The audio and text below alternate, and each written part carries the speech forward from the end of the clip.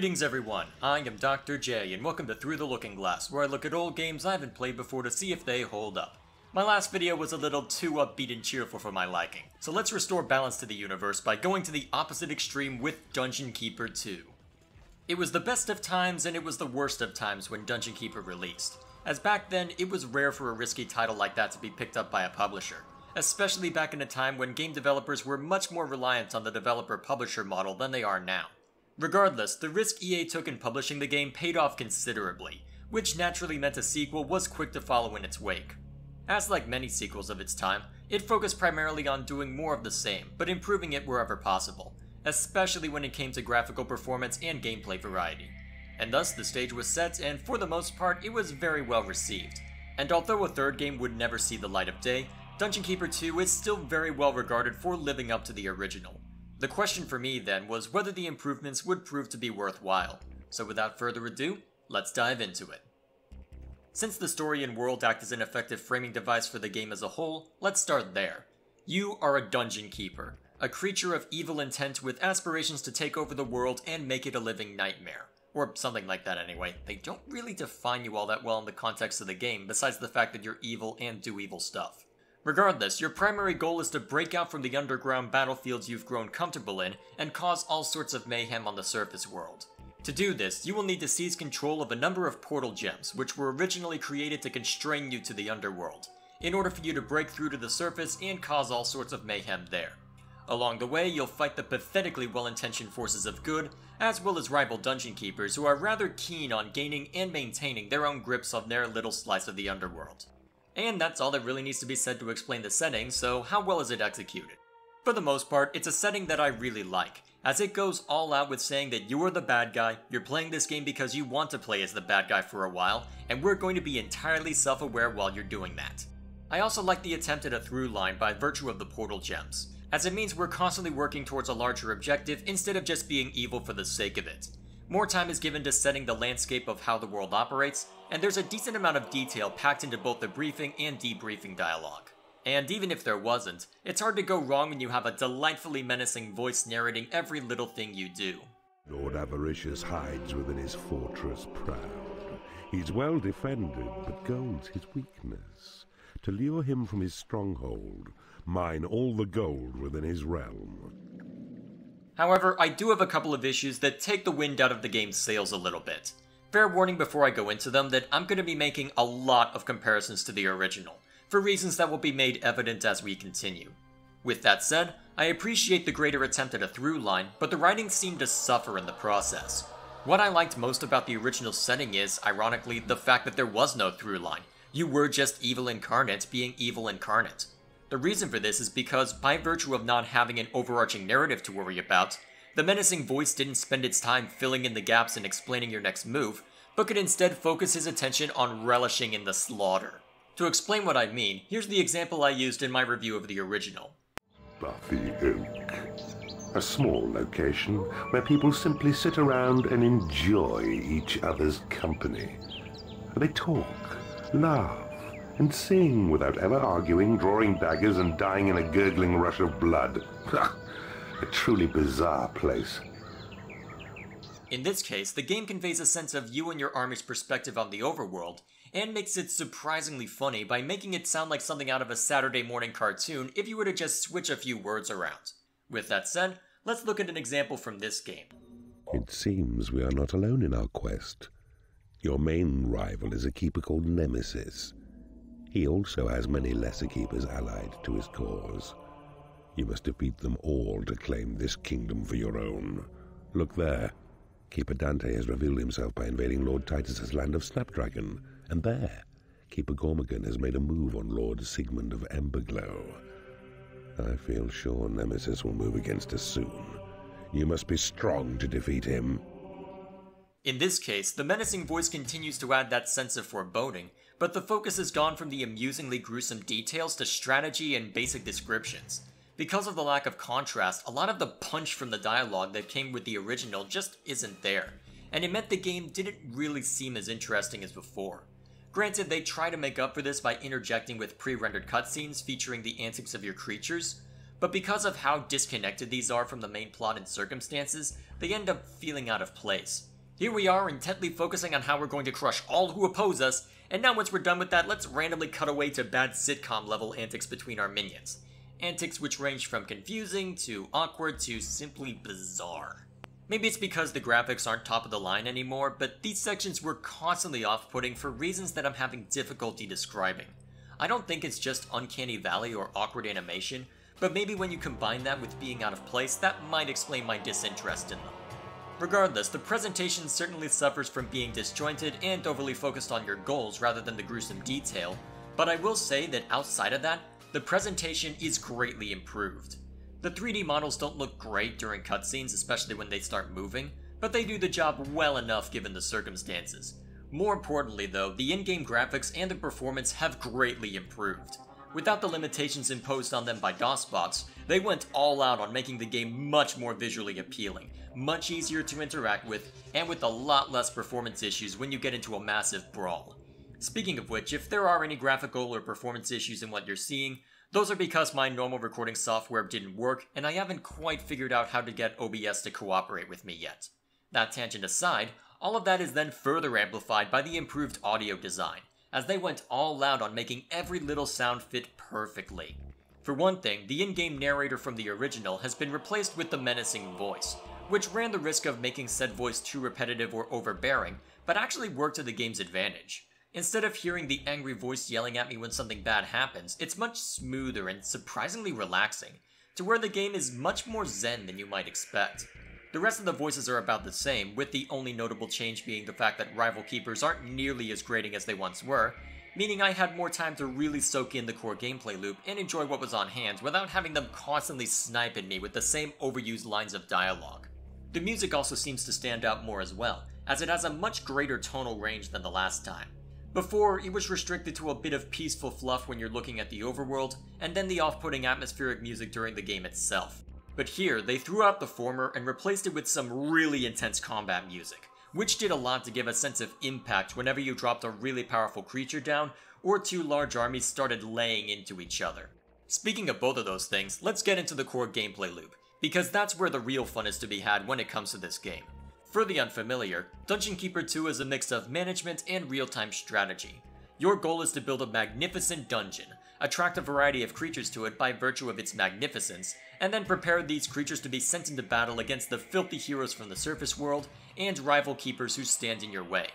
To get you more familiar with the core gameplay loop, there is the My Pet Dungeon section to explain the different purposes of each room, explain some of the more intricate aspects, and allowing you a decent amount of freedom to figure out how you want to set up your dungeons when you get into the main campaign. As you would expect, the core gameplay is focused around building out this dungeon and managing everything that goes on within it, and it's here where the game really shines. Within a given scenario, there is a lot you need to consider, such as how close your layers are to your hatcheries and other rooms, as your minions are a needy bunch who seldom take no for an answer. There are also a lot of different strategies you can employ based on the rooms you construct and how you arrange your dungeon's defenses. For instance, whenever a unit is defeated on territory that's been claimed by your imps, you have an opportunity for your imps to either save them if they're friendly, or take them to a prison if they're hostile. Once they're in your prison, you can either let them die and rise again as skeletons, or you can toss them into a torture chamber where you can gain map information by killing them, which you really shouldn't think too hard on because it makes more sense from a gameplay perspective than a realistic one. Reason being that if you're willing to use a heal spell on them, eventually they'll break ranks and join your cause. And even if you aren't quick enough to retrieve the wounded before they die, you can bury them in a graveyard where they will rise as vampires. Within this setup, there is a lot of variety based on what rooms you create and the creatures that you attract to your dungeon by virtue of that. And when it comes to individual levels, they do their best to slowly ramp up the complexity and force you into situations where you have to change tact in order to make it work. Sometimes they won't give you a minion portal, in order to force you to make do with killing enemy minions and reviving them as vampires. Sometimes you'll find yourself in caverns filled with lava, forcing you to either rely on temporary wooden bridges or creatures that can safely traverse it like the salamander. Sometimes they'll require you to build up separate strike forces and hit at multiple enemy groups at once, lest one of them is smart enough to start running away. And to encourage you to be thorough in your pursuits, they'll scatter all sorts of secrets in every direction, most of them giving direct benefits to the current level, while others will unlock secret levels that function like relaxing minigames. Eventually, however, all of your hard work will need to lead somewhere, and to that end, we will eventually be called to defend our dungeon and then to take the fight to our enemy. Going into that, the combat portion was the one I was most worried about for two reasons. For one thing, I didn't find myself using static defenses all that much before, and when you can eventually tunnel in from anywhere, it sometimes feels like a waste of time. Thankfully, they do tend to be more useful here, as there is a greater variety of traps, and even if I didn't use them very frequently, I did still find them incredibly useful when I did, especially on the final level. I reckon that if I were more creative, I could get a lot more value out of them, but since my focus was usually on making an efficient dungeon rather than a defensible one, my earlier point of not finding enough uses for traps is partially on me. The real issue in my mind was the sense of disconnect within combat itself. Since this is a management game first and foremost, where you can't directly control all of your minions at once, that means there's a risk of there not being all that much tension during combat. However, I am grateful to say that this is absolutely not the case this time around. For one thing, there was the music I mentioned earlier, as once groups of minions start fighting or you drop down a really scary monster, the music is right there to say, okay, things just got serious, let's do this. For another, the spells that your warlocks can research in the library are also a lot easier to use this time around. Most of the offensive ones can't be used outside of your territory, but between the more precise controls and the heal spell, there's a lot more that can be done while the fight is going on, which means all of the tension rushes in as you're trying to zap really scary creatures to slow them down, heal minions, or take them out of a fight before they go down in flames. But most of all, the greater precision may have helped combat in general, but it also means that the one feature I completely ignored in the original was now something that I actually enjoyed doing, and that was the possession spell. At the expense of a constant mana drain, you take direct control of a minion, and get to go to town as them. This one spell was so much easier to use because it's now a lot easier to actually ensure you're hitting a given enemy, which is also reinforced by the UI highlighting your current target. There is a serious sense of power whenever you're using it, to where taking a really powerful and fully leveled minion and just tearing through the enemy's ranks ended up being one of the highlights of my time playing this game. However, as much fun as the core gameplay loop is, and as glad as I am that features are actually not only usable but fun to use now, all of this came at the expense of the difficulty curve. As in, the difficulty curve is virtually non-existent, and the game as a whole is way easier than it should be. To be fair, the game does try to add elements to make the game more difficult.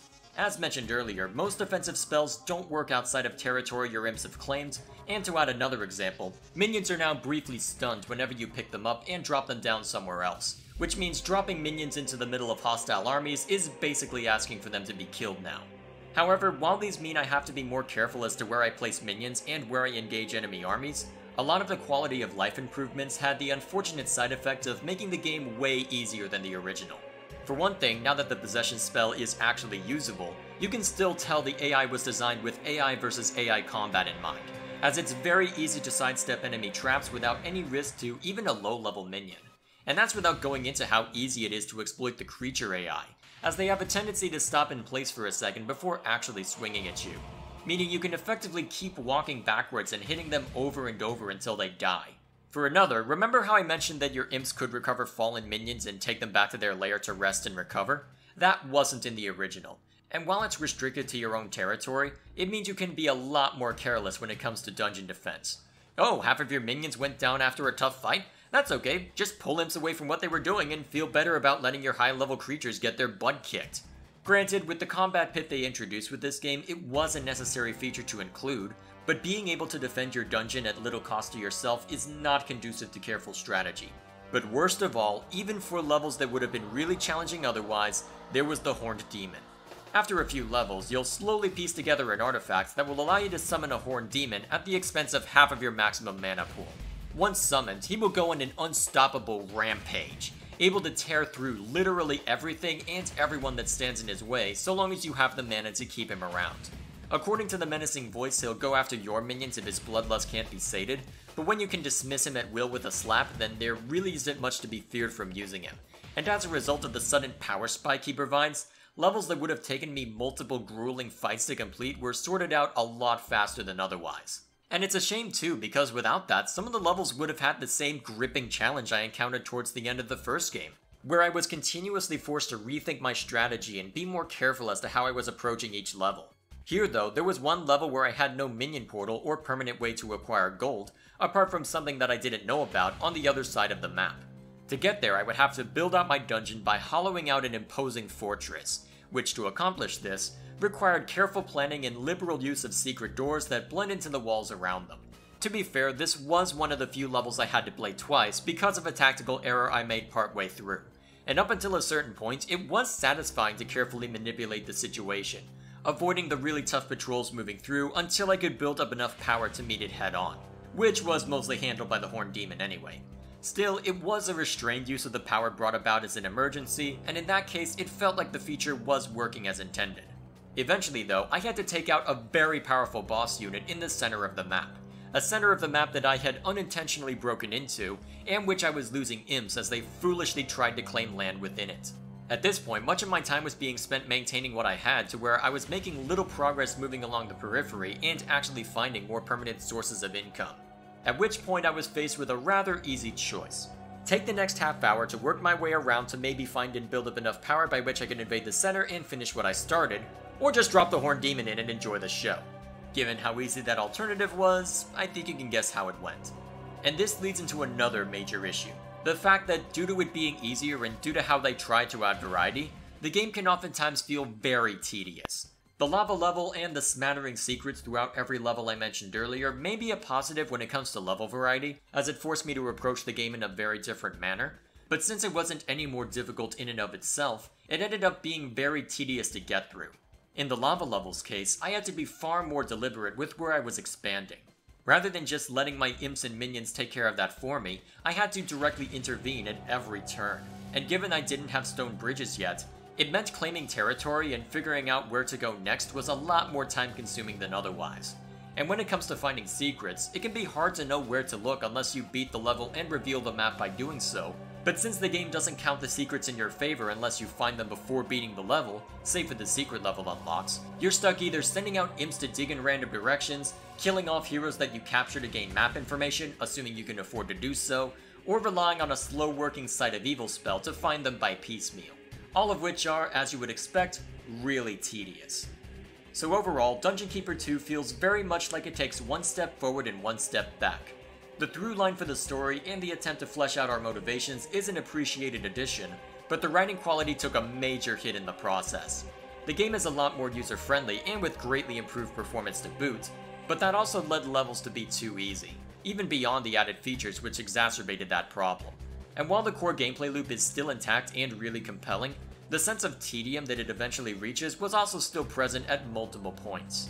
And yet, though it might jog in place when it comes to improvement, it's hard for me to complain about that when I did genuinely enjoy the original and think this game is roughly on par with it. And funnily enough, because it's more user-friendly, it might not be a substantial improvement over the original, but it's ironically easier for me to recommend. If you like the original, then at its core, this is more Dungeon Keeper for you to sink your fangs into, so you'll likely have a good time with it. If you weren't sold on the original or have never played it, this one is a lot easier to get into and might be the one to convince you of the franchise's merit. As to those of you who have already played it, let's be honest. After you're done telling me how wrong I am in the comments below, you're gonna reinstall this in memory of a better time when EA wasn't as much of a blood-sucking corporation. If you're interested in looking further, you can find it on either GOG or, for both the sadistic and masochistic among us, Origin. With that said, that's all I have for this video. Thank you all for watching. Please like and share this if you find it deserving, and subscribe to this channel for the next game in Through the Looking Glass, as well as other content posted on a not-so-regular basis. Speaking of that other content, I delayed a planned editorial-style video for the purpose of the half-hearted dig at myself in the opening, but I'm likely gonna put that on the back burner for a little longer. A lot has happened recently, and by the time this video is uploaded, I'll have finished gathering my thoughts together regarding something less than uplifting, so you can expect that video to come out within the next few weeks. Until then, thank you once again for watching, and I'll see you all later.